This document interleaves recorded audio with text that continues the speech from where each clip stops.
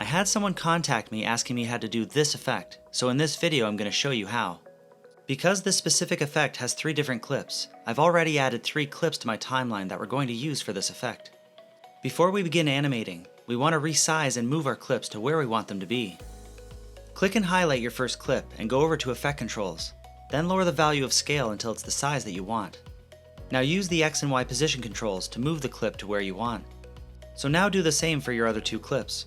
Use scale to resize them, then the position controls to place them where you want on the screen. Once in position, from the start of your timeline, move ahead 10 frames by holding Shift and hitting the right arrow key twice. Now place the start of your second clip here. Move ahead 10 more frames and place your third clip here. Now let's animate them. Go over to Effects and find Crop and add it to all 3 of your clips.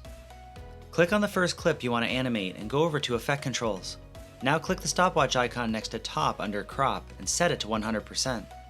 Move ahead 10 frames to the starting point of your next clip and then change the top crop back to 0%. Now repeat this for your second clip.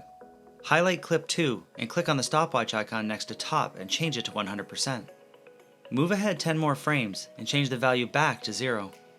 Repeat these steps one last time for clip 3 and we've successfully created our animated split screen crop effect.